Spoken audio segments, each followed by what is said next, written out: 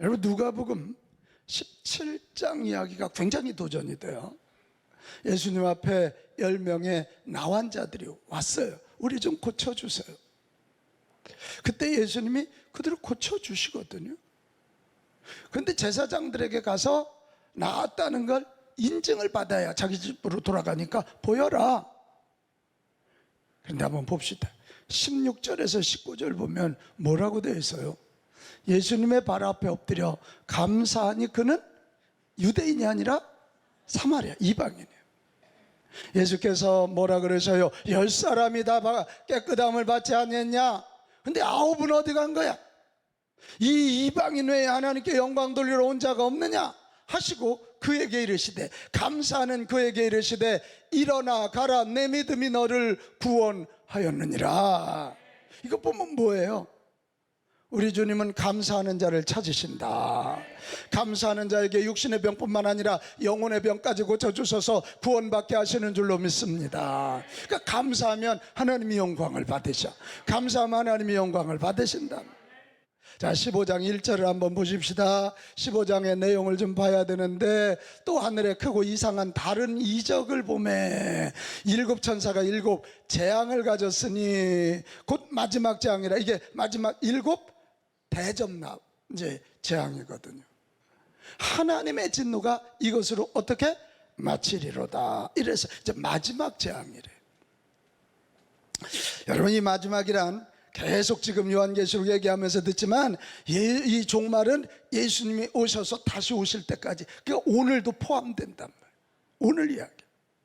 그러니까 이 마지막 재앙은 오늘도 일어나는 재앙이고요. 여기 마치리로다, 이 말은 끝난다는 의미뿐만 아니라 드디어 완성된다는 뜻이에요. 완성.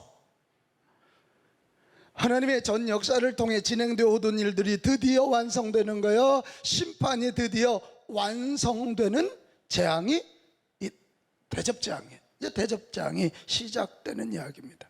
이런 선언을 하고 난 다음에 두 가지 환상을 보여주는데 굉장히 의미가 있는 환상. 하나는 2절로 가보면, 자, 2절 한번 볼까요? 시작. 또 내가 보니 불이 섞인 유리바다 같은 것이 있고, 짐승과 그의 우상과 그의 이름의 수를 이기고 벗어난 자들이 유리바닷가에 서서 하나님의 검은 굴을 가지고, 이 검은 굴을 가진 거 보니까 뭐 하는 거예요? 노래하는 거지. 지금 여기 잘 보면 유리바다, 요게 이단들이 가지고 장난질을 치는 거예요. 근데 막 그렇게 대단한, 뭐 이재록은 자기 마음이라 그러고, 무슨 이 신천지 이만희는 자기만이 푸는 말씀이라는데, 그거 아니요. 여기 좀 봐봐요. 여기 좀 봐. 저 63 빌딩을 한번 생각해 봐요.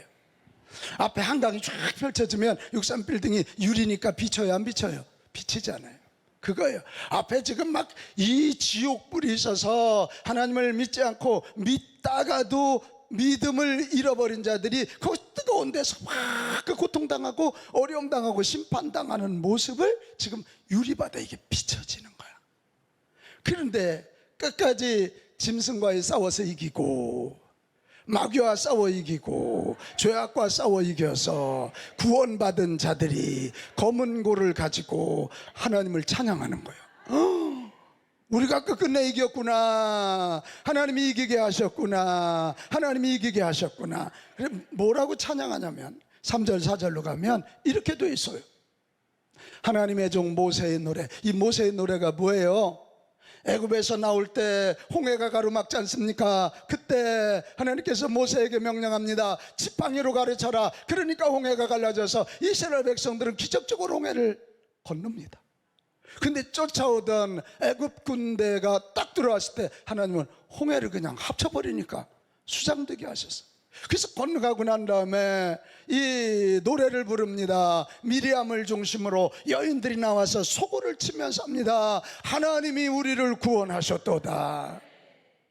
하나님이 저 적들을 심판하셨도다. 그러니까 이 모세의 노래는 구원의 시작에 대한 찬양이에요. 근데 여기 어린 양의 노래라도 있네. 이 어린 양은 예수 그리스도로 인한 노래예요. 십자가를 지시고 우리의 죄값을 치러주신 그분, 그리고 성령으로 우리 가운데 오셔서 결국을 이기게 하시는 그분, 이 어린 양의 노래는 이 모세의 노래가 구원의 시작에 대한 찬양이라면 어린 양의 노래는 구원의 완성에 대한 노래인 것이에요. 엄청 감사했겠죠. 그 찬양 내용이 뭐예요? 주 하나님 곧 전능하신 이시여 하시는 일이 크고 놀라우시도다. 만국의 왕이시여 주의 길은 의롭고 참되시도다. 4절 주여 누가 주의 이름을 두려워하지 아니하며 영화롭게 하지 아니하오리까 오직 주만 거룩하시니이다. 주의 의로우신 일이 나타났음에 만국이 와서 주께 경배하리이다 하더라. 이렇게 세 가지 찬양해요. 하나님은 전능하십니다. 이런 하나님은 참으로 의로우신 분이십니다. 공평하신 분이라. 하나님은 만국이 경배할 수밖에 없는 분이십니다. 이런 거예요. 이게 무슨 얘기냐면 하나님이 공평하셔. 이 하나님이 구원의 길, 예수님의 길을 알려줄 때 그것을 믿는 자는 구원해 주시고 천국 가게 하시고 하나님 자녀 되게 하셔. 근데 그렇게까지 길을 마련해 줬는데도 믿지 않는 자들은 나중에 알아. 그래서 여기 만국이란 말이 그래서 나오는 거예요. 믿는 자들만이 아니라 믿지 않는 자들도 그랬구나. 하나님이 마련하신 길인데 우리가 그 길을 가지 않았기 때문에 우리는 심판을 당하는구나. 할렐루야. 그러니까 여기 지금 소위 14만 4천 예수 믿고 구원받은 자들이 유리바다 앞에서 하나님 감사합니다, 하나님 감사합니다, 마지막 때 하나님께 감사의 노래를 부르고 있는 거예요. 이게 그런데 또 다른 환상이 시작이 됩니다. 증거 장막의 성전이 열리고 7장을 가진 7천사들이 하나님의 진노를 가득히 담은 금대접 7을 받아요. 야, 이게 얼마나 엄청난지 8절로 가면 이렇게 되어 있어요. 하나님의 영광과 능력으로 말미암아 성전의 연기가 가득 차매 7천사의 7장이 마치기까지는 성전에 능히 들어갈 자가 있다 없다? 없다. 성전에 들어가야 구원을 받습니다. 근데 성전에 못 들어가. 늦은 거예요. 7천사가 7대접을 가지고 마지막에 심판을 하는데 성전에 하나님의 영광이 가득하니까 누구도 거기를 들어가지 못해. 이걸 보고 만국의 사람들이 얘기하는 거예요. 하나님의 방법이 맞았는데 우리가 믿지 않았습니다. 그런데 문이 닫혔습니다. 회개할 기회가 없어졌습니다. 나도 예수를 믿을 걸, 나도 구원의 길을 갈 걸, 어렵고 힘들어도 그 믿음을 지킬 걸 하고 후회하는 노래를 부르고 있는 장면이에요. 이게 우리 마지막에 감사의 노래를 부르는 저와 여러분 되시기 바랍니다. 그래야 내가 행복하다니까, 그래야 이웃에게 정말 좋은 영향력 끼치고, 그래야 하나님이 영광 받으셔서 영혼이 잘되고 범사가 잘되고 강건한 복을 주신다는 거 아닙니까? 자, 그러면 질문, 마지막에 감사의 노래를 부르려면 어떻게 해야 될까? 오늘 중요한 말씀입니다. 첫째, 여러분 믿음을 잘 지키시기를 바랍니다. 같이 합시다. 믿음을 잘 지키자. 마지막 때 소위 하나님 앞에 설 수 있느냐 없느냐는 얼굴 잘생겼냐 못생겼냐가 아니에요. 여러분이 그렇게 좋아하는 돈이 있느냐 없느냐가 아니에요. 예수 믿는 믿음이 있느냐 없느냐, 유명하냐 안 유명하냐가 아니라니까요.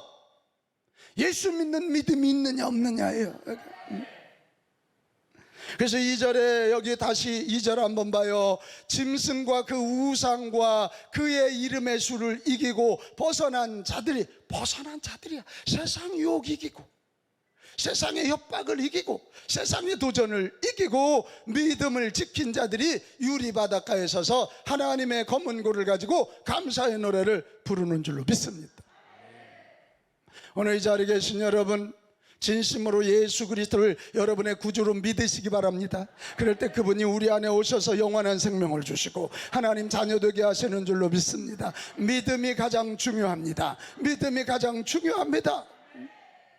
그리고 예수 믿는다면 여러분 그 믿음을 빼앗기지 말고 믿음을 지키는 자들이 되시기를 축복합니다. 마귀는 이 믿음이 가장 중요한 걸 알기 때문에요, 예수 못 믿게 만들어요. 이런 핑계, 우리 집안은 뭐 제사를 지내야 되니까, 뭐 나는 너무 바쁘니까, 나는 뭐 하니까 못 믿게 만들어요. 그리고 자꾸 부정적인 얘기 퍼치면서 예수 믿어봐야 뭐하나, 이런 그런 아주 포위 작전을 펴. 또 마귀는 예수 믿는 자들의 믿음을 흔들기 위해서 가진 수를 다 써요. 문화라는 이름으로 정치 권력을 통한 협박, 경제활동, 인간들의 욕망을 자극해요. 코로나를 통해서도 사람들의 믿음을 많이 빼앗아 갔어요. 여러분, 이런 마귀의 도전과 싸워 이기는 자들이 되시기를 바랍니다. 우리의 유일한 대적은 원수마귀야. 이 원수마귀. 그래서 우리는 누구냐? 원수마귀와 싸워 이겨야 돼.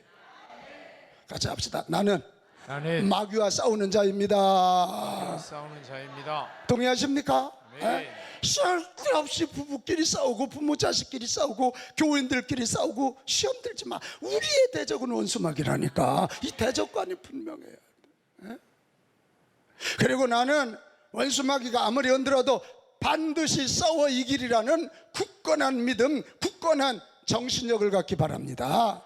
그리고 기도하고, 아멘해요, 예배드리고, 성령 충만을 구하고, 하나님의 말씀을 붙잡아서 나를 쳐서 훈련시켜도 마귀가 어떤 도전을 해와도 훈련받아 이기는 저와 여러분 됩시다. 다음 주 우리 맥주 감사주일, 총추석 주일이 왜 중요해요? 유리바다 앞에 서서 이 감사하는 자들이 우리가 돼야 될 텐데, 예수 믿었던 그들이 코로나의 이유로 인해서 믿음을 잃어버려요. 예배를 잃어버렸어. 건강 중요해요. 그러나 여러분, 이거 아멘 좀 크게 해봐요. 건강보다 더 중요한 건 믿음이요. 건강 가지고 천국 가는 거 아니라니까. 바쁘지, 돈 벌어야지. 그러나 돈보다 더 중요한 건 믿음이야. 믿음. 그 다음에 두 번째, 마지막 때 누가 감사의 노래를 부르냐? 의롭게 사는 자예요. 오늘 성경에 보면 마지막 때 인류를 심판하시는 분을 의로운 분이라고 소개하고 있어요. 우리는 대개 하나님을 사랑의 하나님, 긍휼이 많으신 하나님으로만 생각해.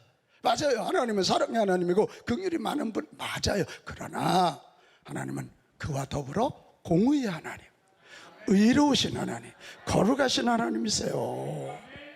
이 두 개의 균형이 있어요. 우리가 자꾸 사랑의 하나님, 긍휼하신 하나님 이것만 생각하니까 버릇이 없어져. 함부로 살아. 우리는 사랑의 하나님 때문에 구원받지만, 의로우신 하나님, 거룩하신 하나님, 그분을 붙잡고 우리도 바르게, 우리도 의롭게, 우리도 거룩하게 살아야 될 줄로 믿습니다. 우리 지난 한 주 동안 하디 선교사 이야기를 들으면서 1903년 8월 24일 날 하디에게 성령이 임하니까, 거룩하신 하나님의 영 성령이 임하니까 하디 속에서 통회 자복이 일어나기 시작했어. 하디가 인격이 훌륭해서가 아니야. 거룩하신 하나님의 영이 그 속에 들어가니까 그 거룩하신 하나님이 그를 타치하시는 거예요. 요만한 죄도 생각나게 하시고, 요만한 불결함도 생각나게 하시는 거죠.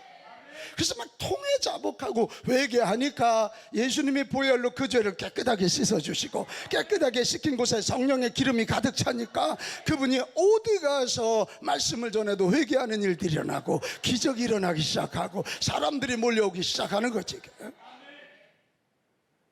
그래서 여러분, 그 양심전 이야기 아시죠? 1904년 2월 1일부터 8일까지 원산에서 또 한 번의 부흥회가 있는데, 하디 선교사가 강력한 말씀을 전할 때 윤성근이라고 하는 전도사가 회개한 이야기예요. 이분은 성경 박사여, 성경을 달달달달달달 외울 정도로 살아있는 이 성구사전이라 그랬어요. 그런데 그날 원산 부흥에 참여해서 성령 충만을 받고 통회 자박하는데, 그게 뭐냐면 권서 시절 선교사 몰래 훔친 돈 14원 때문이에요. 권서가 뭐냐면, 선교사들이 중국에서 막 이 성경을 찍어 갖고 오면 권할권자 책서자예요.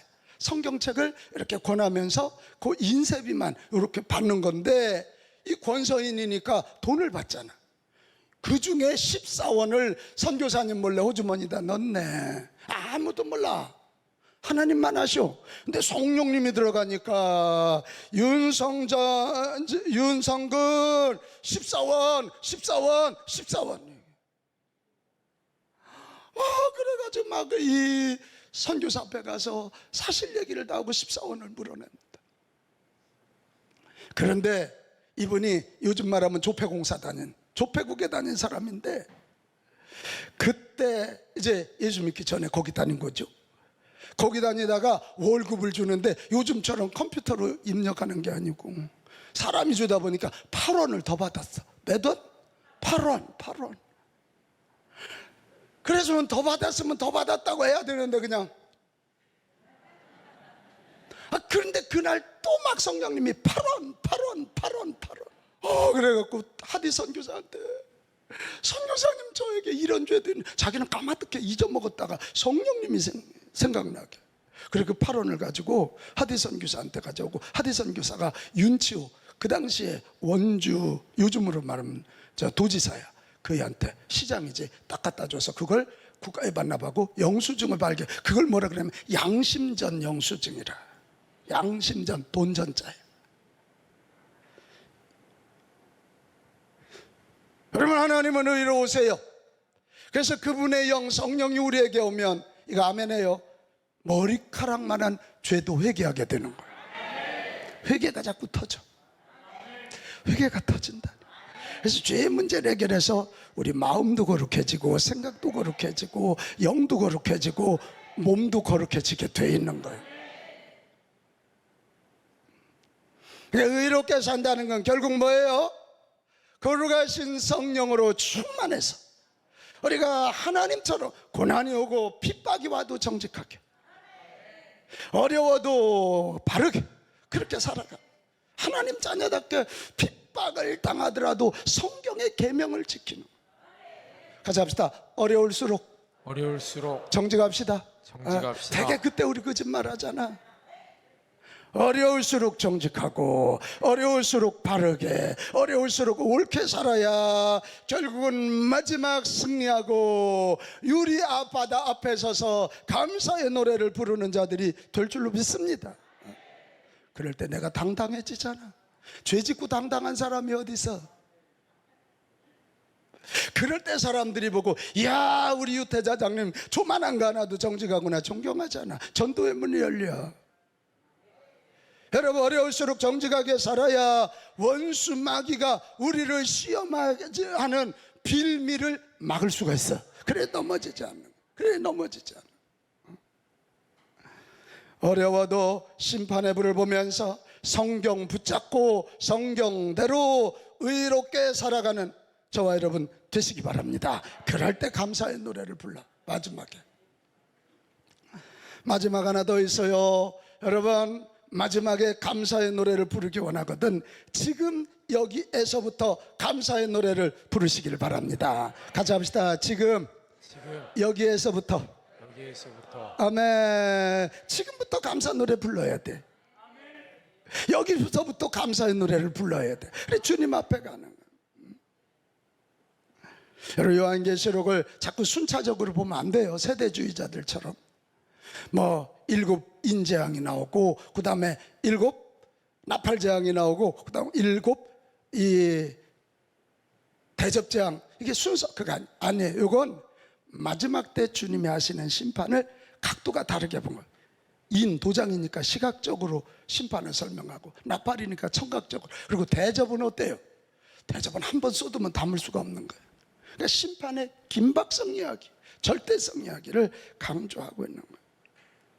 왜 이런 설명을 하냐면, 자꾸 이게 마지막 때라 그러면 오늘을 함부로 살고 오늘 장가들지 말고 오늘 되는 대로 살라고. 아니에요. 종말은 오늘이에요.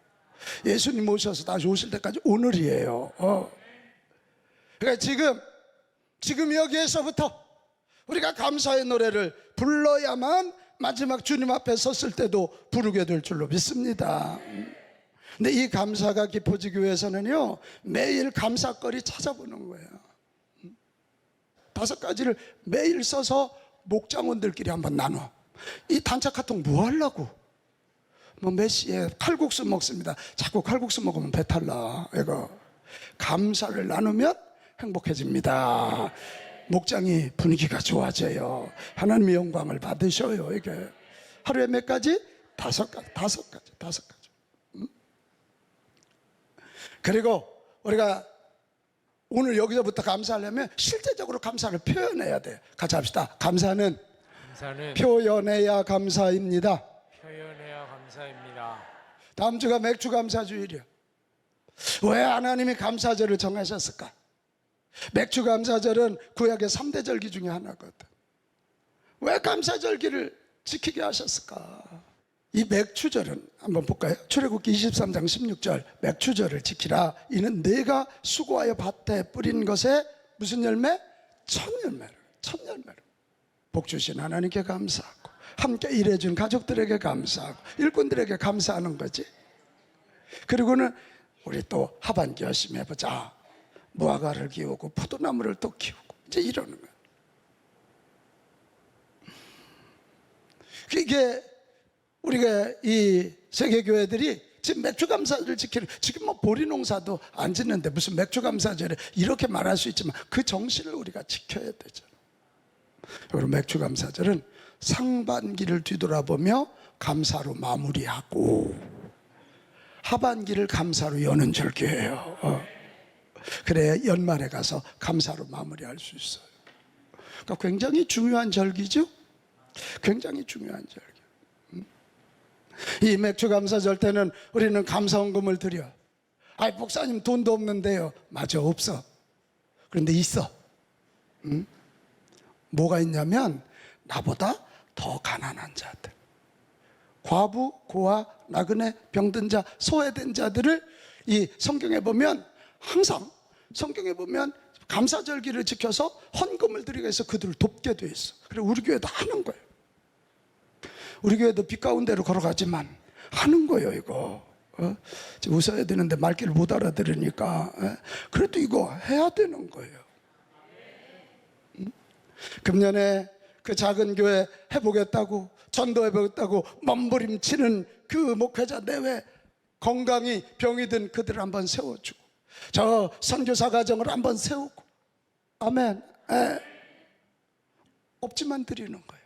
그럴 때 하나님 그거 귀하게 받으시고 씨앗 삼으사 30배 60배 100배 100배 60배 30배 열매 되게 하실 줄로 믿습니다. 그럴 거예요. 그럴 거예요. 이번 맥주감사절 통해서 여러분 지금 여기에서부터 감사를 실제적으로 합시다. 그래야 마지막에 감사할 수 있어.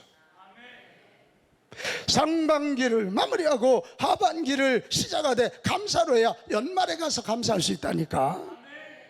다시 합시다. 지금 여기에서부터 감사하며 살겠습니다. 그래야 마지막 때 주님 앞에 서서 감사의 노래를 부르는 14만 4천 명 중에 들어가게 될 줄로 믿습니다. 사랑하는 여러분, 묻겠어요. 그럼 마지막 때 주님 앞에 섰을 때 감사의 노래를 부르시렵니까? 아니면 껄껄껄하며 후회의 노래를 부르시렵니까? 지금 여기서부터 믿음의 눈을 열어 주님께 감사하고 내게 허락하신 이들과 공동체에 감사하는 노래를 부릅시다. 그 감사의 노래가 우리들을 행복하게 할 것이고 이웃에게 행복한 영향력을 끼치고 하나님께 영광을 돌릴 줄로 믿습니다. 우리 한번 이번 주 선포입니다. 나는 날마다 감사의 찬양을 부르는 자입니다. 자, 두 손 들고 요거 3번만 외치고 오늘 말씀 마칩니다. 두 손 들고 시작.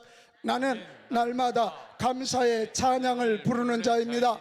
나는 날마다 감사의 찬양을 부르는 자입니다. 나는 날마다 감사의 찬양을 부르는 자입니다. 할렐루야.